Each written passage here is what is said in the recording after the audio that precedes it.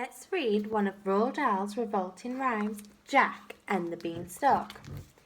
Jack's mother said, "Where's Stony Brook? Go out and find some wealthy bloke who'll buy our cow, just say she's sound, and worth at least £100.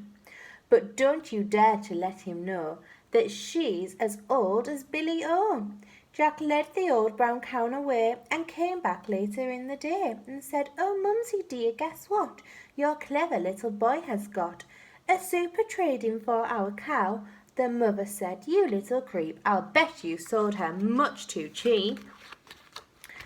When Jack produced one lousy bean, his startled mother, turning green, leaped high up in the air and cried, "I'm absolutely stupefied! You crazy boy, do you really mean you sold our Daisy for a bean?"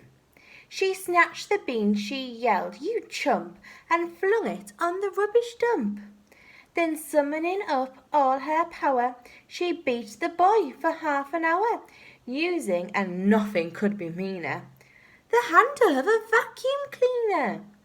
At 10 p.m. or thereabout, the little bean began to sprout.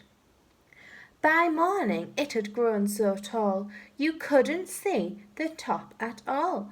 Young Jack cried, "Mum, admit it now. It's better than a rotten cow." The mother said, "You lunatic, where are the beans that I can pick? There's not one bean, it's bare as bare." "No, no," cried Jack, "you look up there. Look very high and you'll behold each single leaf is solid gold." By gollykins, the boy was right. Now glistening in the morning light, the mother actually perceives a mass of lovely golden leaves. She yells out loud, "My sainted souls, I'll sell the Minnie by a rolls. Don't stand and gape, you little clot. Get up there quick and grab the lot." Jack was nimble, Jack was keen. He scrambled up the mighty beam.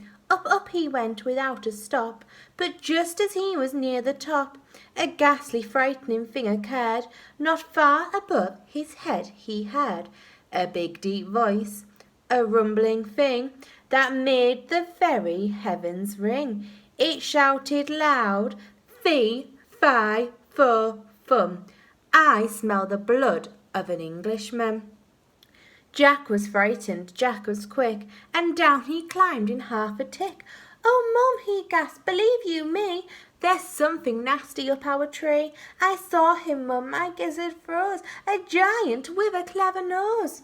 "You must be going round the twist. He smelled me out, I swear it, Mum. He said he smelled an Englishman." The mother said, and well he might. "I've told you every single night to take a bath because you smell. But would you do it? Would you not? You even make your mother shrink because of your unholy stink." Jack answered, "Well, if you're so clean, why don't you climb the crazy bean?" The mother cried, "By God, I will.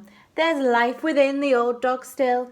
She hitched her skirts above her knee and disappeared right up the tree. Now would the giant smell his mum? Jack listened for the fee-fi-fo-fum. He gazed aloft, he wondered when the dreaded words would come, and then, from somewhere high above the ground, there came a frightful crunching sound. He heard the giant mutter twice, "By gosh, that tasted very nice, although," and in his grumpy tones, "I wish there weren't so many bones." "By Christopher," Jack cried, "by gum, the giant's eaten up my mum. He smelled her out, she's in his belly. I had a hunch that she was smelly." Jack stood there gazing longingly upon the huge and golden tree. He murmured softly, "Golly gosh, I guess I'll have to take a wash if I am going to climb this tree without the giant smelling me. In fact, a bath's my only hope." He rushed indoors and grabbed the soap. He scrubbed his body everywhere. He even washed and rinsed his hair.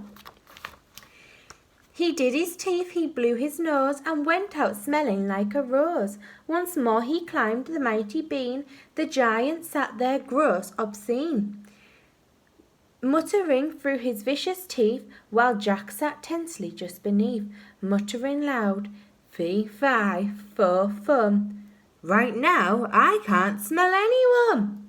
Jack waited till the giant slept, then out along the boughs he crept, and gathered so much gold, I swear, he was an instant millionaire. A bath, he said, does seem to pay. I'm going to have one every day.